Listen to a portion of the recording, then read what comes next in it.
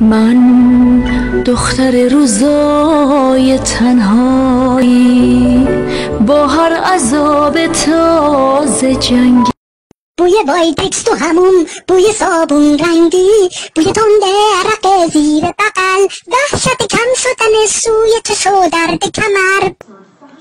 آقا من باید چی میگفتم مثلا؟ آقا میگفتم آقا بفرمایید داخل دستشویی، من دستشویی هستم.